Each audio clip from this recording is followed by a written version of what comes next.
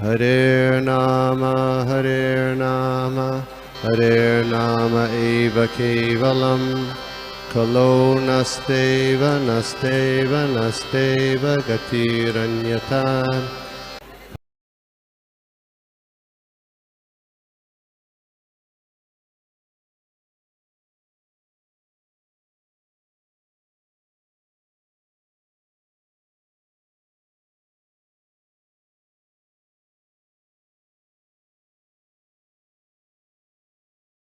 Class so we will start. हम हमारे session की शुरुआत करते हैं। आज तीसरे स्कंद के 28th अध्याय के 18th वर्स हम देखने वाले हैं। तो हम प्रार्थना से शुरुआत करते हैं। ओम नमो भगवते वासुदेवाय। ओम नमो भगवते वासुदेवाय। ओम नमो भगवते वासुदेवाय। ओम नारायणं नमस्कृत्य नरं चैवं नरोत्तमं देवीं सरस्वतीं व्यासं ततो जयाम् उदीरयेत्। नष्टप्रायेषु अभद्रेषु नित्यं भागवत सेवया भगवती उत्तमश्लोके भक्तिर्भवति नैष्टकी। ॐ अज्ञानतिमिरान्धस्य ज्ञानाञ्जनशलाकया चक्षुरुन्मिलितं येन तस्मै श्रीगुरवे नमः। श्रीचैतन्यमनोभीष्टं स्थापितं येन भूतले स्वयं रूप कदा मह्यं ददाति स्वपदान्तिकं। वन्देऽहं श्रीगुरुः श्रीयुतापदकमलं श्रीगुरून् वैष्णवांश्च। श्रीरूपं साग्रजातं सगणरघुनाथान्वितं तं सजीवं साद्वैतं सावधूतं परिजनसहितं कृष्णचैतन्यदेवं श्रीराधा कृष्णपादान् सहगणललिता श्रीविशाखान्वितांश्च। नमो विष्णुपादाय कृष्णपृष्ठाय भूतले श्रीमते भक्तिवेदांत स्वामिनिति नामिने। नमस्ते सारस्वते देवे गौरवाणी प्रचारिणे निर्विशेष शून्यवादी पाश्चात्य देश तारिणे। श्रील प्रभुपाद की जय। गुरु महाराज की जय। तो आज का जो वर्स है वो हम देख रहे हैं 18th वर्स हम देखने वाले हैं। 28th जो अध्याय है हमारा, सॉरी,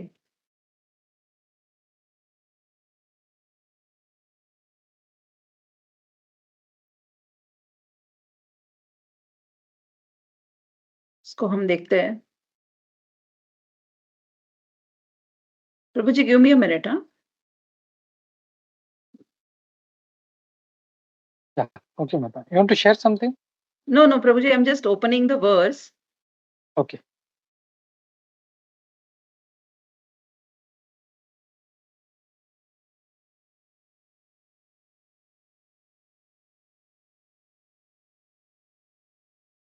हाँ,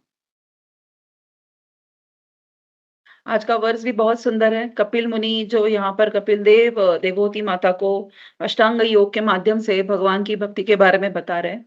तो उसको हम देखेंगे। आज का 18 नंबर जो वर्स है उसको हम पढ़ेंगे पहले। कीर्तन्य तीर्थ यशसं पुण्यश्लोक यशस्करं ध्यायेद्देवं समाग्रांगं यावन्न च्यव्यते मनः। फिर से एक बार पढ़ती हूँ। कीर्तन्य तीर्थ यशसं पुण्यश्लोक यशस्करं ध्यायेद्देवं समग्रांगं यावत् न च्यव्यते मनः। भगवान का यश वंदनीय है क्योंकि उनका यश भक्तों के यश को बढ़ाने वाला है। अतः मनुष्य को चाहिए कि पूर्ण पुरुषोत्तम भगवान तथा उनके भक्तों का ध्यान करे। मनुष्य को तब तक भगवान का शाश्वत रूप का ध्यान करना चाहिए जब तक मन स्थिर न हो जाए। तो यहाँ पर देखते हैं, इसका शब्दार्थ भी देखते हैं क्योंकि बहुत सुंदर शब्द है। कीर्तन्य गाए जाने का योग्य, गाए जाने के योग्य, तीर्थ यशसम भगवान की महिमा, पुण्य श्लोक भक्तों के, यशः करम यश को बढ़ाने वाले, ध्यायेत ध्यान करना चाहिए, देवम भगवान का, समग्र अंगम सारे अंग, यावत जब तक, न नहीं, च्यवते च्यवते विचलित होवे, मनः मन। तो यहाँ पर हम देखते हैं कि कपिल मुनि जो है, यहाँ पर कपिल देव ध्यान का वर्णन कर रहे हैं, है ना? हमने देखा कपिल देव जो है वो ध्यान का वर्णन यहाँ पर कर रहे हैं और किस प्रकार भगवान के भक्त द्वारा ध्यान किया जाना चाहिए, ये वर्णन यहाँ पर कर रहे हैं। तो यहाँ पर अष्टांग योग की विधि जो है, उसके माध्यम से ध्यान की बात हो रही है। हमने देखा अष्टांग योग के 8 अंग हैं, उनमें से ध्यान ये भी एक अंग है। पिछले इसमें हमने देखे थे कि योग कैसे करना चाहिए, कैसे बैठना चाहिए, क्या मतलब वो सब बताते हुए कपिल देव अब ध्यान के बारे में बता रहे हैं। तो यहाँ पर एक बड़ी बहुत अच्छी बात कह रहे हैं, वो कह रहे हैं यहाँ पर क्या बता रहे हैं कि भगवान का यश नंदनीय है, क्योंकि उनका यश भक्तों के यश बढ़ाने वाला है। तो अभी यहाँ पर ध्यान की बात हो रही है और भगवान के यश और भक्तों की यश की भी बात हो रही है। तो बता रहे हैं कि मनुष्य को तब तक भगवान के शाश्वत रूप का ध्यान करना चाहिए, जब तक मन स्थिर न हो जाए। क्योंकि अष्टांग योग, भक्ति योग, ध्यान योग, ज्ञान योग, जितने भी योग हम कर रहे हैं, उसमें से भक्ति योग श्रेष्ठ है। और यहाँ पर भक्ति योग के माध्यम से भगवान के ऊपर ध्यान लगाने की बात हो रही है और वो ध्यान हमें कब तक लगाना है? जब तक हमारा मन स्थिर न हो जाए। क्योंकि मन को स्थिर करना ये अष्टांग योग जो है वो उसका एक माध्यम, क्योंकि एंड रिजल्ट जिसको कहते हैं वो है कि मन को स्थिर करना। फिर यहाँ पर आगे आगे जाकर कपिल देव बता रहे हैं क्या कि भगवान की भक्ति द्वारा मन को स्थिर करना। तो अष्टांग योग के माध्यम से योग में हम भक्ति को जब जोड़ते हैं तो हमें किनकी भक्ति करनी है? तो सुप्रीम पर्सनैलिटी ऑफ गॉडहेड जो भगवान है श्री कृष्ण, उनकी भक्ति करनी है। और उनकी भक्ति में ध्यान कब तक लगाना है? जब तक मन हमारा स्थिर न हो जाए। तो हम देखते हैं कि इस जगत में जब अष्टांग योग की यहाँ पर बात हो रही है, तो इस जगत में बहुत सारे प्रकार होते हैं योग करने की, धारणा करने की, है ना? कोई लोग मुद्रा लगाकर शांत मन से हमारा जो स्पाइनल कॉर्ड है उसको एक चित्त में लगाकर स्थिर होकर बैठते हैं। फिर वो ध्यान किस पर लगाते हैं? वो ध्यान लगाते हैं शून्य पर या फिर किसी लाइट पर ध्यान लगाते हैं। तो कपिल मुनि हमें कहाँ पर ध्यान लगाने के बोल रहे हैं यहाँ पर? भगवान के चरणों पर ध्यान लगाने की यहाँ पर बात हो रही है। तो ध्यान करना चाहिए किस पे? देखिए अब श्लोक में ही आ रहा है, ये शब्द क्या आ रहा है? ध्यायत देव समाग्र अंगम, मतलब क्या? भगवान का सारे अंग, मतलब भगवान के सारे अंग जो है, जो उनकी छवि है, जो उनका संपूर्ण रूप है, उस पर ध्यान लगाने की बात हो रही है यहाँ। ध्यायग्रे समाग्र अंग, मतलब भगवान के संपूर्ण अंग पर ध्यान लगाना चाहिए। तो भगवान के सभी अंग जो है वो पवित्र है। हमने भगवत गीता में भी देखा है कि जब हम भगवान के दर्शन करते हैं तो कैसे हमें भगवान का दर्शन उनके चरणों से लेकर धीरे-धीरे उनके चरण, फिर उनके घुटने, फिर उनकी मतलब आगे-आगे, ऊपर-ऊपर बढ़ते-बढ़ते हमें उनकी मुख कमल तक पहुँचना है ना? तो ये भगवान के दर्शन हमें कैसे करने हैं, इसका वर्णन तो भगवत गीता में हमने देखा है। तो उसी भगवान के अलग-अलग अंगों पर ध्यान कर कैसे हम मतलब भगवान के अंग जो है वो सभी पवित्र है ना? तो ये हम देखते हैं कि ये पवित्र जब हम कार्य करते हैं, मतलब भगवान जो है वो, हम भगवान की उन अंगों पर ध्यान लगा रहे हैं कि जिन अंगों से भगवान सभी पवित्र कार्य करते हैं। हम जानते हैं कि भगवान क्या है? पूर्ण है। पूर्ण मतलब वो श्लोक है ना, पूर्णमिदं पूर्णमिदं पूर्णात् पूर्णमुदच्यते पूर्णस्य पूर्णमादाय पूर्णमेवावशिष्यते। मतलब जब भी हम देखेंगे कि भगवान को भोग ऑफर किया जाता है, तो भगवान क्या करते हैं? हम जब भोग ऑफर करते हैं भगवान के सामने, टेम्पल में रखते हैं हमारे घर में, तो हम 15-20 मिनट जितना भी हम टाइम उस भोग को सामने रखते हैं, उसके बाद जब हम थाली उठाते हैं तो भोग प्लेट में पूर्ण होता है। क्योंकि भगवान ने भगवान स्वयं पूर्ण है, तो हमारे पास जो प्रसाद बनकर आया जो है, उनको हमने भोग ऑफर किया, वो भी पूर्ण होता है। क्योंकि भगवान अपने सभी अंगों से वो संपूर्ण होने की वजह से वो अपने कानों से खा सकते हैं, हमारे अपनी आँखों से वो सुन सकते हैं, क्योंकि ही इज़ कंप्लीट, वो पूर्ण है, तो अपने सभी अंगों से वो सभी कार्य कर सकते हैं। और इसी भगवान के अंगों पर क्या कह रहे हैं यहाँ पर कपिल देव कि हमें ध्यान करना चाहिए। तो हम क्या करते हैं जब जो भक्त है ना, वही केवल इस बात को समझ पाते हैं कि भगवान को दिखाया गया भोग पूर्ण रूप से हमारे पास जब वापस आता है तो वो क्यों? ये हमें सिर्फ भक्तों की जो चेतना होती है, उस चेतना से, उस ज्ञान से ही भक्त वो समझ पाते हैं। क्योंकि उनको उनको क्या है? भगवान के प्रति प्रेम है। क्योंकि एक प्रेम पूर्ण भाव से ही उन्होंने भगवान को वो भोग अर्पण किया होता है। तो यहाँ पर कपिल मुनि हमें क्या बता रहे हैं कि भगवान का ध्यान हमें कब तक करना चाहिए? जब तक मन जो है वो हमारा पूर्ण रूप से बस में नहीं आता, शांत नहीं होता, तब तक भगवान पर ध्यान लगाना चाहिए। है ना? तो यहाँ पर कपिल मुनि पर्पट में श्रील प्रभुपाद भी हमें बहुत अच्छे से समझाते हैं इस बात को कि मनुष्य को निरंतर अपना ध्यान भगवान पर स्थिर रखना चाहिए। जब वह भगवान के असंख्य रूप कृष्ण, विष्णु, राम, नारायण आदि में से किसी एक का चिंतन करने का अभ्यस्त हो जाएगा, तो उसे योग की सिद्धि प्राप्त हो सकेगी। तो इस पुष्टि को बताते हुए क्या कहते हैं ब्रह्म संहिता में कि जिस व्यक्ति में भगवान के प्रति शुद्ध प्रेम उपज चुका है और जिसके नेत्रों में दिव्य प्रेम का अंजन लग चुका है, वह निरंतर अपने अंतःकरण में भगवान का दर्शन करता है ना? किसका अंजन? प्रेमांजन चुरितौ, है ना? वो ब्रह्म संहिता का जो वर्ष है, श्लोक है।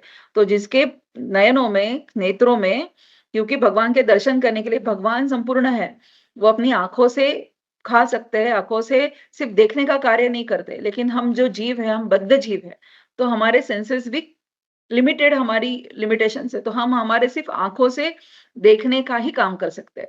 तो उन आंखों से हमें क्या देखना है? भगवान के अंगों का दर्शन करना है। वो भी कैसे करना है? इस आंखों में जब प्रेम प्रेम का अंजन लगेगा, उस नेत्रों से भगवान का दर्शन करने की यहाँ पर प्रभुपाद हमें बात सिखा रहे हैं।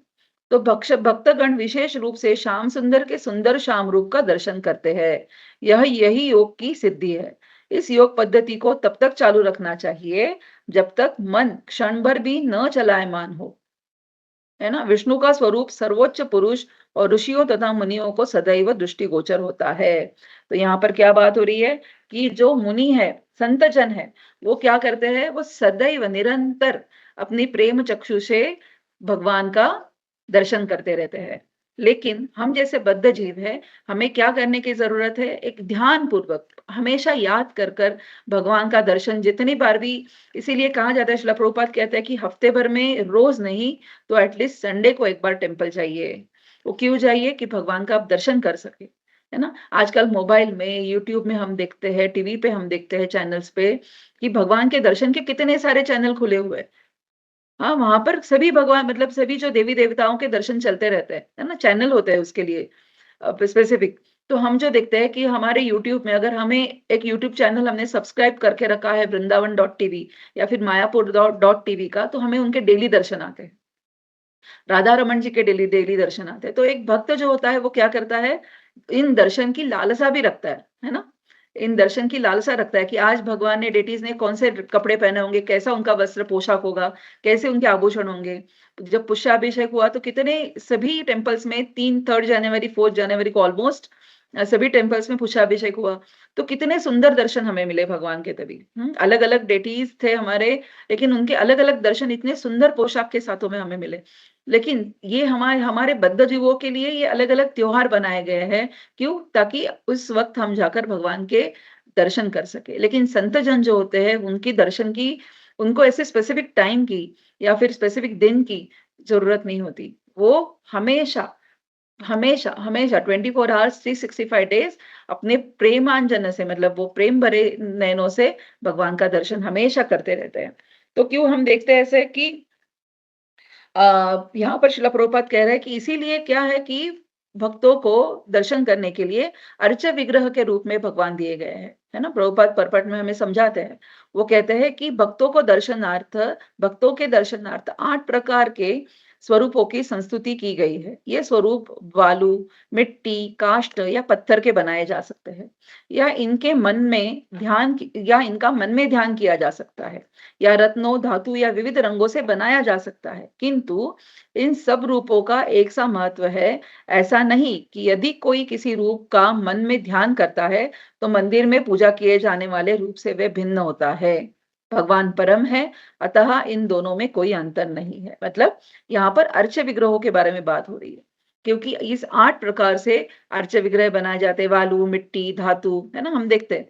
तो इन तरह से उनके रत्न जड़ित उनको जो पहनाए जाते हैं, हम हमारी कितनी कैपेसिटी एक जीव की, उतना ही हम उनको सोना, चांदी या फिर अलग-अलग आभूषण पहना सकते हैं।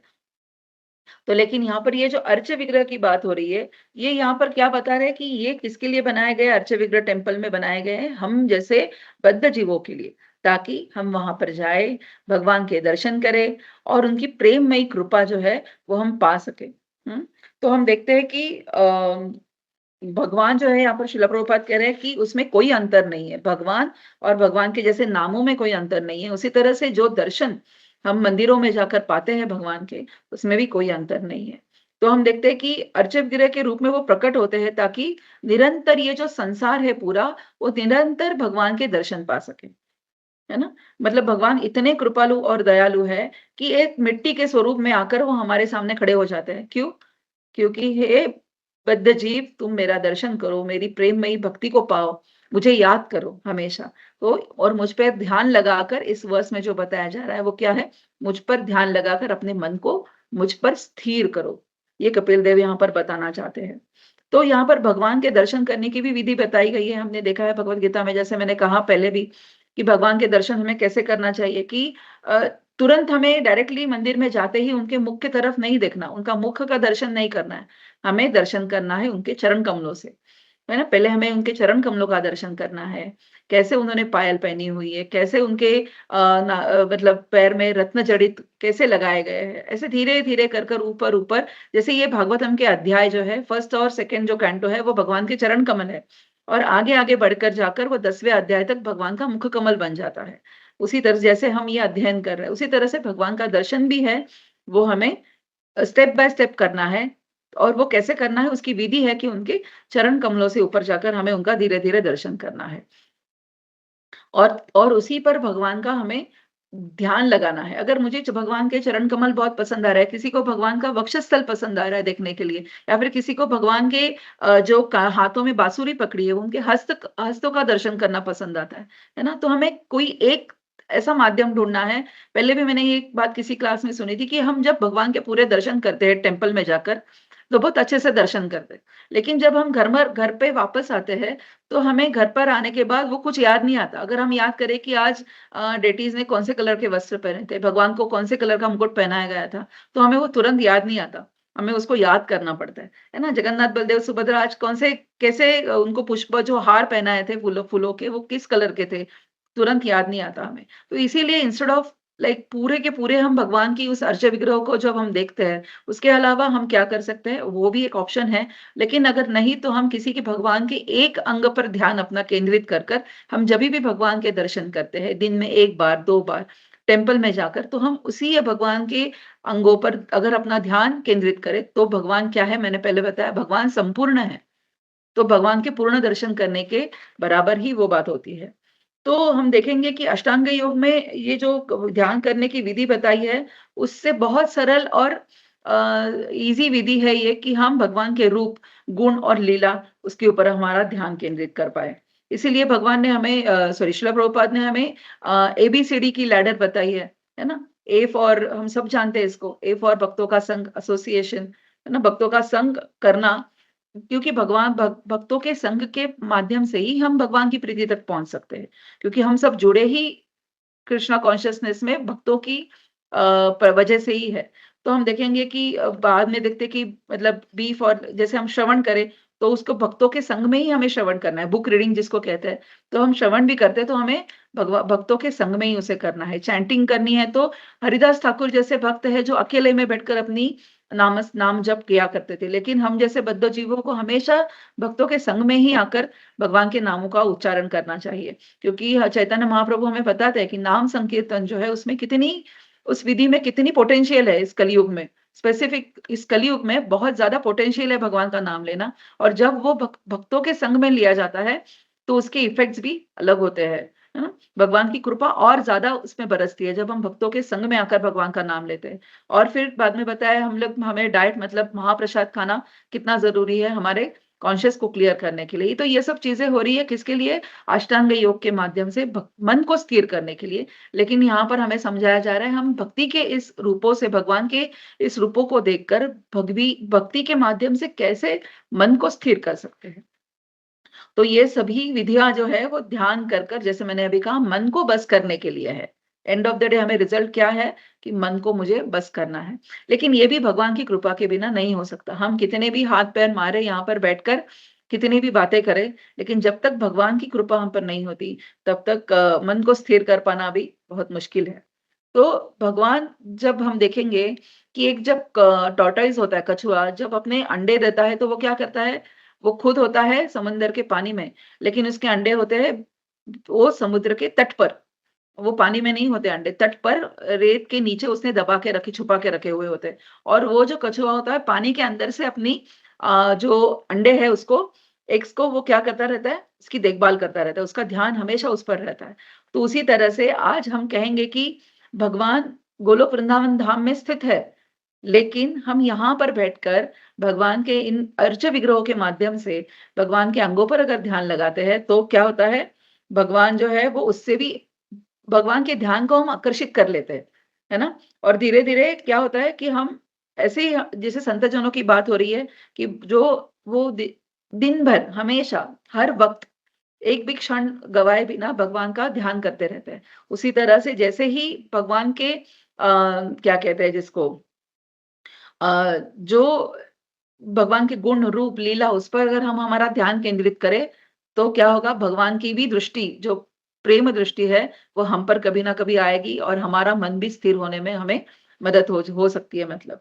लेकिन और हमारे इन चक्षु से ही हाँ, हम भगवान का दर्शन भी कर सकते हैं।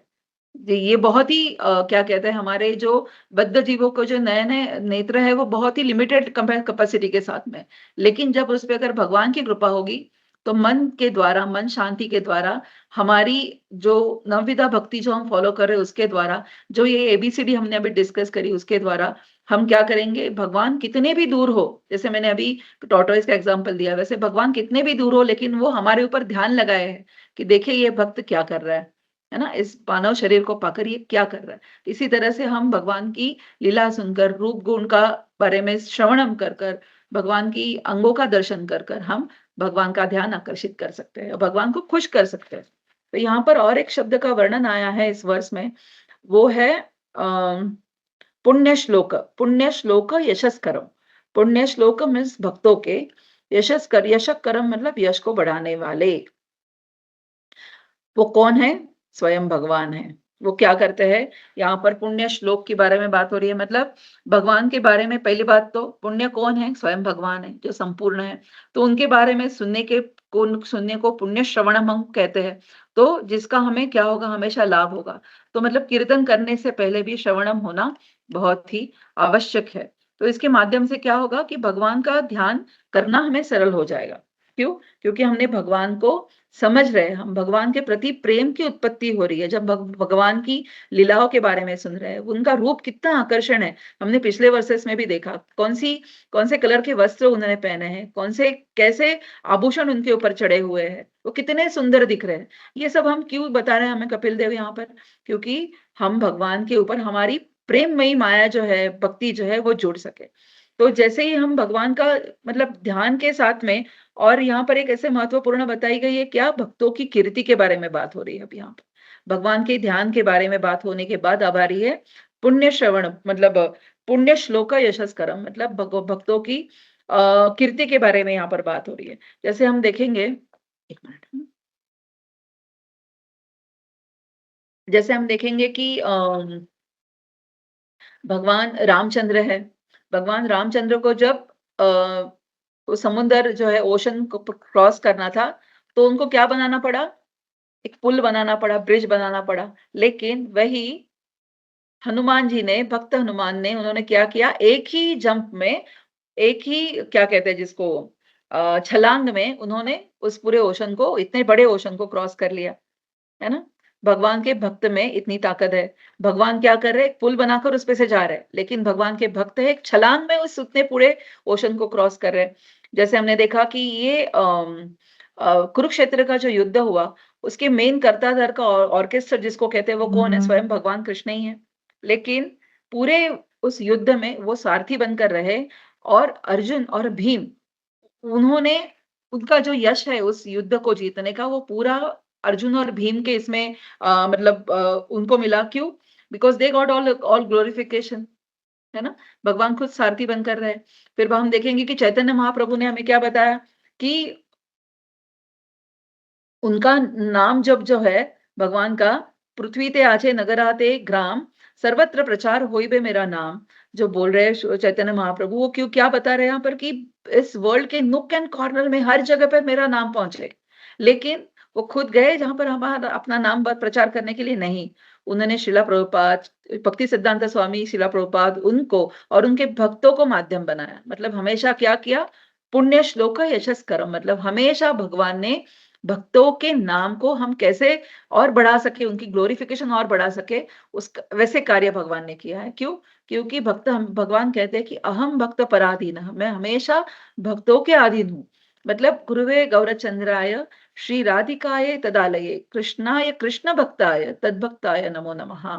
मतलब जब हम भगवान के भक्तों को प्रणाम करते हैं, भक्तों के भक्तों को प्रणाम करते हैं, तब भगवान खुश होते हैं। मतलब यहाँ पर इतना कपिल देव जो है वो भगवान के द्वारा भक्तों का कितना महत्व है, ये यहाँ पर बता रहे हैं। तो हम देखेंगे कि वरदराज भगवान है कांचीपुरम में, तो उनकी एक कथा आती है कि कांचीपुरम जो है वो भगवान वरदराज की हमेशा पूजा करते थे, राइट?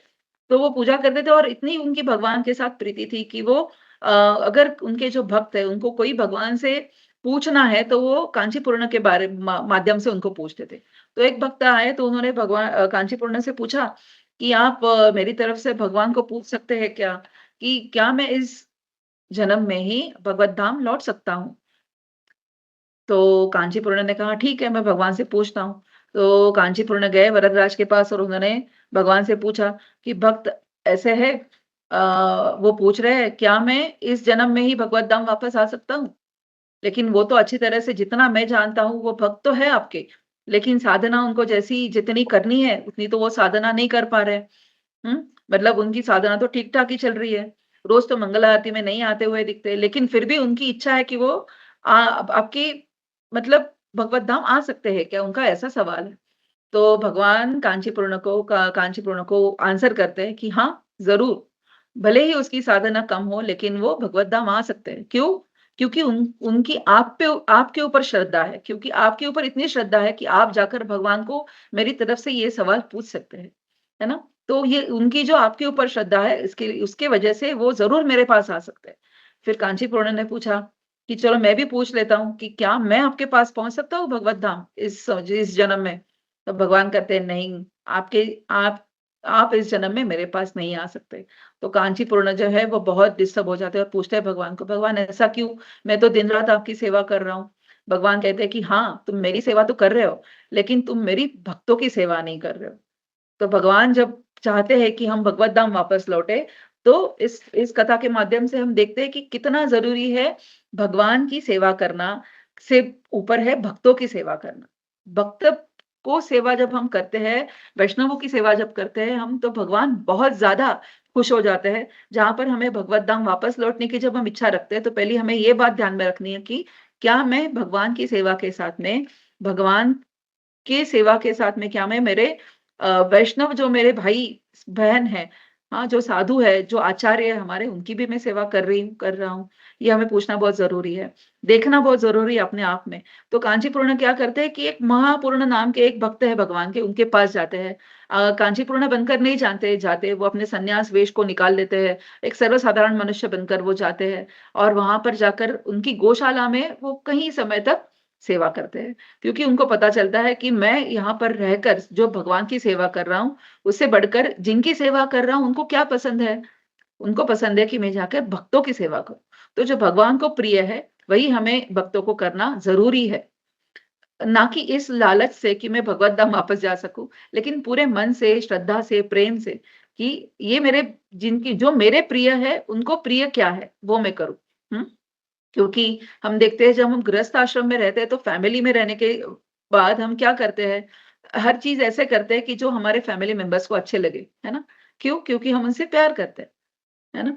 तो उसी तरह से हमें उन भगवान को जो प्रिय है, वो प्रिय चीज़ करना हमें भी प्रिय होना चाहिए। तो भगवान को प्रिय क्या है?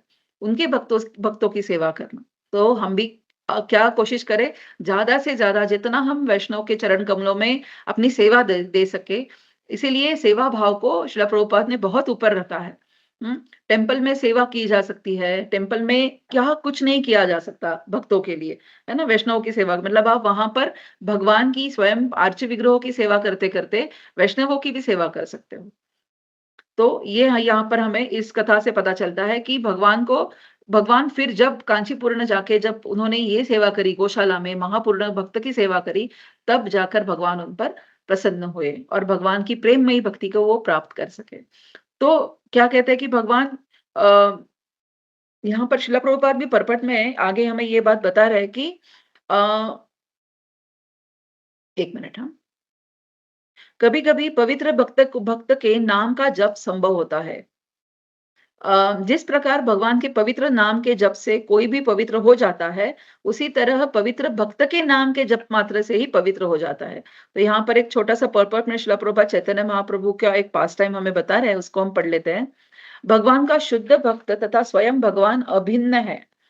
कभी-कभी पवित्र भक्त के नाम का जप संभव होता है। यह एक पवित्र विधि है।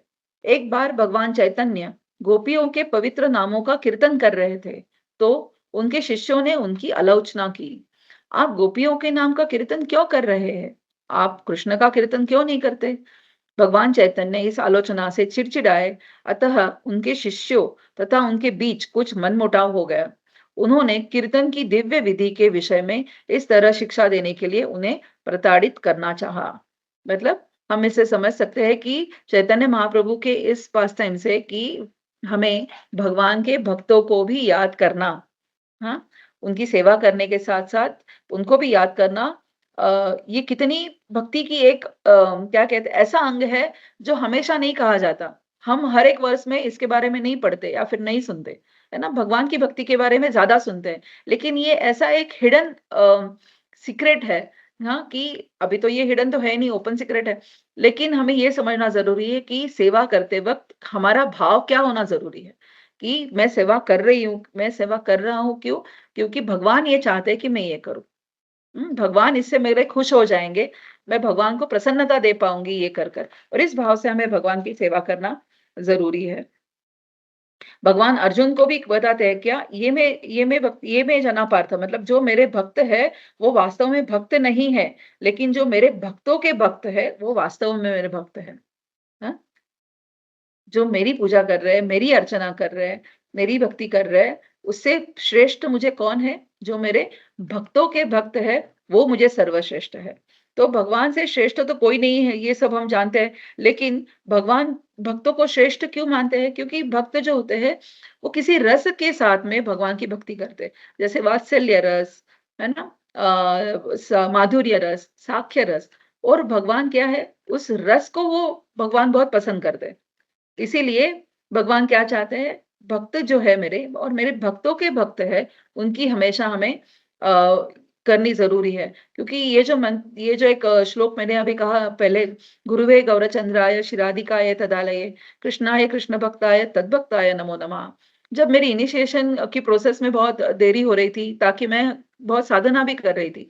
तो गुड़गाँव में जब हम थे, ये मेरा खुद का एक मैं बता रही हूँ कि जब हम गुड़गाँव में रहते थे तो विशाखा माता जी जो मेरी वहाँ पर शिक्षा गुरु है उनके पास अपने शायद मैंने ये पहले भी आपको बताया होगा जो राधा श्याम सुंदर टेम्पल के हेड पुजारी है अ, मुकुंद दत्त प्रभु जी वो आए थे। तो मैंने प्रभु जी को तो माता जी के माध्यम से हमें बहुत बारी कृपा मिलती थी कि हम सेवा कर सके वैष्णवों की, सीनियर वैष्णवों की और उनका आशीर्वाद पा सके। तो मैंने तभी उनको पूछा था कि Prabhu ji I am chanting 16 rounds for so long पर मेरी कोई आगे जर्नी नहीं जा रही है ना? इस भक्ति के मार्ग पर। तभी उन्होंने कहा था कि माता जी आप ये जो मंत्र मैं आपको बता रहा हूँ, वो हमेशा रोज़ उसका चैंटिंग करिए। तभी उन्होंने ये बताया था जो मैंने अभी कहा कि हम भक्तों को जो प्रणाम करते हैं और उसके बाद में कुछ दिनों में ही ऐसा ऑटोमेटिकली बन गया कि 1 आध साल में मेरी दीक्षा हो गई। मतलब कहना ये है कि जब हम भक्तों को जब हम प्रणाम करते हैं, तो वो भगवान को अतिशय प्रिय होता है। तो हमें उसको फ़ॉलो करना बहुत ज़रूरी है क्योंकि ताकि हम पर्सनली जाके सेवा भी ना कर पाएँ, लेकिन हम घर में ही बैठकर ये मंत्र कहकर मन से सभी को प्रणाम भी कर ले, तभी भी भगवान खुश हो जाते हैं। ये मेरा खुद का पर्सनल रियलाइज़ेशन है। तो इस वर्ष के अंत में भगवान हमें क्या बता रहे हैं? प्रभुपाद कहते हैं कि निष्कर्ष यह निकला कि सिद्ध योगी को सदैव भगवान के स्वरूप का दर्शन करते रहना चाहिए और जब तक मन इस प्रकार स्थिर नहीं हो जाता, तब तक उसे योग का अभ्यास करते रहना चाहिए। तो हमने इस वर्ष में फाइनली हमने क्या देखा है कि इस वर्स में हमें बताया जा रहा है, कपिल देव बता रहे हैं कि इम्पोर्टेंस ऑफ क्या बता रहे हैं, describing the glories of Krishna, कि उनके रूप गुण लीला की ग्लोरीज हमें हमेशा कहनी चाहिए, श्रवण करनी चाहिए, कीर्तन भी करनी चाहिए, and also the greatness of devotees of Krishna. और साथ साथ में ही जो कृष्ण के भक्त है, भक्तों के भक्त है, उनका भी हमें ग्लोरिफिकेशन करते रहना चाहिए, और उसी के माध्यम से जो है वो हमारा मन है वो स्थिर होने में मदद होगी। तो इसी के साथ में मैं वाणी को विराम देती हूँ। सभी के चरणों में दंडवत प्रणाम, सभी को शक्तिला एकादशी की बहुत सारी शुभकामनाएं। हरे कृष्णा।